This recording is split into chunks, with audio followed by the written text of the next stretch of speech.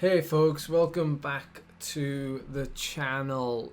We are going to talk about the Dragon Ride in a bit more detail in this video. It's going to be a lot shorter, thankfully, than the movie that came out a couple of days ago. Thank you for watching. If you haven't seen it, I'll link it down below.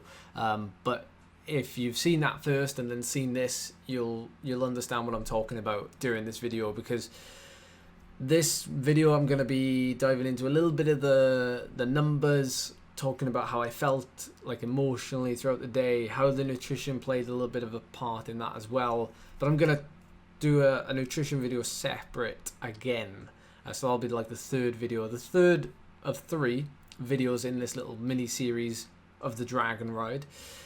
Now, yeah, I think first off, the numbers you see in front of you are the summary of the whole day. So a huge day, frankly, in terms of calories burned, moving time. I was very surprised actually when I saw that my moving time was only 9 minutes faster than my lapse time. So I only stopped for 9 minutes. That's nuts. 9 minutes in like 9 hours, a minute an hour, and I stopped for a nature break for at least a minute at the bottom of the Black Mountains. If you saw that in the video, so I'm gonna skim over it a little bit. I don't want the video to be too long. If there's any questions, if you want me to go deeper or specific, leave a comment down below, and I will answer it there. Sorry, can't speak today. This is like the 3rd time I've tried recording this. So there's the overview. I'm going to show you the route overview as well if you haven't seen it. It was a wonderful day weather-wise, by the way. It literally couldn't have been better. Temperature was like just below 20 degrees. We had a small amount of rain. There was a little bit of wind, but not enough to cause you any problems. So I think it was a perfect day. Any hotter, and we would have had to have had extra feed stations and things. But yeah, if you were there on the day, let us know if you thought the conditions were good or not. If you've done it before, and you can compare it to that. So with this being like an endurance event, technically, and there's people who were out there far longer than I was. People out there for like 12, 13 hours on this route I did.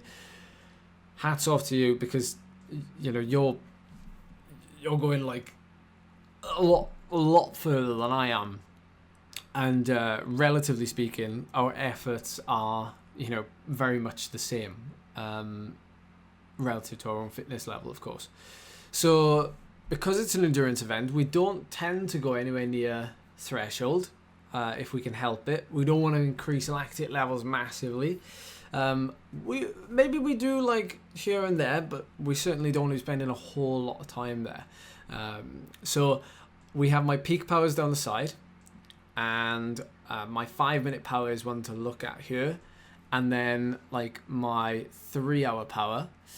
And yeah, pretty much ignore the others, but the 5-minute power came on the Devil's Staircase, which was one of probably the first major climb on the Dragon Devil loop, unless you call the Black Mountain the first major climb. But yeah, the staircase is one that strikes fear into a lot of people, so I had to put a bit of an effort up there.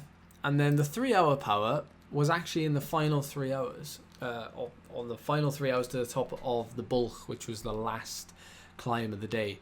So this was a really good, I knew I was producing my highest power, average power and normalized power over that section. That was the plan anyway, but I knew I was doing it while I was doing it, because I just felt very good, and that was partly down to the nutrition strategy on the day, which I'll go into in another video, another short video. So let's jump straight into breaking this down, and I want to do it by like sections that are kind of predetermined. So you've got like, first of all, the first 100 kilometers, right? So The first 80 or so kilometers we spent in a group, and one of the biggest things that I took away from this ride was if you're in a group, by heck does it make it feel like a walk in a park. Not like a walk in the park to the point where, you know, you might as well be, you know, on a cafe ride, but certainly there's sections of this route that are flat, quote unquote, where if you're sitting behind a wheel and people are riding at like 20 mile an hour, your effort level is considerably lower. So as an overview, I spent the first 100 kilometers in groups, in wheels, drafting a little bit. I did a couple of efforts, obviously, up the climbs just to stay in the groups that I was in, stay with the riders I was with. And then the Black Mountains was a little bit of like, I was just being conservative. This is somewhere where I could probably gain a little bit of time if I was to do this again. I was a little bit conservative. There was a lot of people on the climb. I didn't really want to like push the boat out too much, given that we still had, you know, 220 or so kilometers still to ride. So I was quite patient. Now, coming down at the 100k mark was where things started to, you know, break up, and there were riders stopping at feed stations, and we had to then ride this Llandovery loop solo around the Llymbrian Reservoir. And that was 2 hours, give or take. And this is the second segment that I'm calling from my ride. So I'm splitting this into 3 segments. The first 100k, this 66k section, and then this last section, which is here with all the climbs on. So mentally, that's how I had prepared for it, was that they're like almost 3 separate rides, 3 separate loops. And the last loop was going to be the hardest, or that's where I would need to concentrate the most. So getting to the 100k mark felt like I'd ridden for like 50 kilometers. Then doing the Llandovery loop, probably about halfway round, got over the staircase, and the road is a little bit up and down. If you've done it before, you'll know what I mean. You can see the speed spikes over here. It's a very like draggy road. And I was like, oh, I can feel my legs a little bit now. And we're about 5-6 hours in, or 5 hours in actually. Maybe not even 5 hours, 4 hours. Yeah, 4 hours. 4.5, 5 hours. There we go. But I knew that like I needed to keep hold of this average speed, because the idea was, can I do it in like 9 to 9.5 hours? And once I got like to here, and then I had like this downhill into Llandovery, I was like, oh sweet, like I've got some time now to like recuperate. I can bring my average power down, you know, I can recover a little bit. Like for a whole 30 minutes, you know, you're gradually going downhill, and I've got a chance to kind of just reset. Like this point of the ride, I was thinking, this is the only time now I'm gonna have like some thoughts, some actual like thoughts to myself, where I'm not just thinking about when's the next climb, how hard am I going too hard, am I eating enough, like watch out for other riders, all these types of things. Like this was the only moment I'd have now until the end, for the next like 4 hours probably, where I'd have some time to myself. It sounds strange, but I'm sure we've all been in that situation. But I got to Llandovery then, and the crunch time was then that last section, and this was where I produced my highest normalized power for like the longest amount of time. So this 3 hour section with a normalized power of 266, and bearing in mind the normalized power for the whole ride was 240. So you can see the actual pacing strategy unfold now, with the first technically 3 hours being a normalized power of 214, and these last 3 hours a normalized power of 267, 270. This is the difference really. But where I look back on this and I think, where could I have potentially saved, you know, 4 minutes here, 5 minutes here, 1 minute here, whatever. The first couple of hours, I certainly could have saved a little bit more time. One with the nature break. The other one potentially being like rolling with either A, a faster group, or B, making a collaboration with other riders to, you know, ride faster as a group. I wouldn't have been able to go faster on my own, because like expending that would have meant I'd expended more energy, because then technically I might have ended up riding then the whole event solo, and that would likely have been catastrophic. In the last couple of hours I may well have hit a wall, because this is the thing, I'd never done it before. I'd never done an event of this length with the climbing that it had in the back end, where I would have to fuel at the level that I did to be able to produce. Like, I've done events in the past. You've seen me do like super long events, endurance events in the past, but I've never had the support where I've been able to do nutrition strategy like I did deploy at this ride. And that's where I feel like it really paid off. So I was going into the unknown a little bit. And the last 2 hours, or the last, I would say, yeah, the last 2-3 hours, my highest normalized power, my highest calorie burn rate, whatever you want to call it, like, I'm working the hardest that I did all day. And this is like 7 hours into the ride.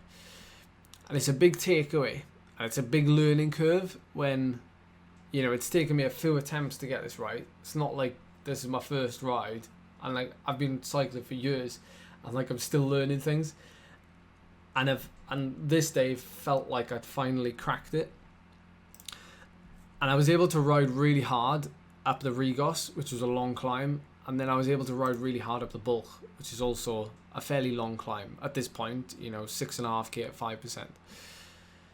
However, I did have a wobble, if you saw the video, but luckily it was only 1.5k from the top of the Bulk, and you know, that's exactly where you want it to happen. Obviously, I still had like 45 minutes left to ride, but I consumed 2 bars, two 50-gram bars of carbs, so 100 grams, and I immediately perked up. So it's like I was right on that limit. The way it worked out in the end, where I just went off gels and drinks in those last couple of hours, that also worked perfectly. Like, it seemed to, like, it was a marriage made in heaven because of the intensity I was riding at. I was no longer like eating bars. The only reason why I went to solids then at the top of that last climb was because I knew, well, my intensity is going to be a lot lower now because I'm going to be descending virtually all the way. And I felt like, because I was a little bit lightheaded and, you know, I felt a little bit hungry, I was like right on that edge, and I thought, I think I need something solid. But it's good that I got that far in, and I felt like I wanted something solid, because usually when you get that far into an event, you're like, I just want like a burger, I want something, like, I don't want anything that resembles like sports nutrition or like, yeah, anything like that. So I was quite relieved to like actually want to eat like some energy bars, like Sturker energy bars. Like, I actually wanted to eat it. So that was a really, really good sign. So that is effectively how it panned out. Like, I was very strong towards the end. I was obviously undercooking it massively at the beginning, and then, yeah, for that 200 kilometer from here to the end, I was like virtually riding on my own. So 200k in just over 6 hours. Well, technically it's 6 hours 2 minutes there, but it says a lap 6 hours 11. So 195, blimey, 199k in 6 hours 9 minutes. So it's the 32.4k an hour was my average speed over that, and then 32.3 over that last hilly section. That's including the descent, of course, but it kind of like, it's really cool to see that the speed was very similar all day. The average speed was very similar all day, and riding to the terrain in this last half meant that I was still able to ride at a fairly decent average speed. Obviously helped by climbing speed, but also helped by descending speed as well. So thank you for watching this video, everybody. Like I said, any questions you got, any at all, I will address them down below in the comment section. So I will see you in the next video.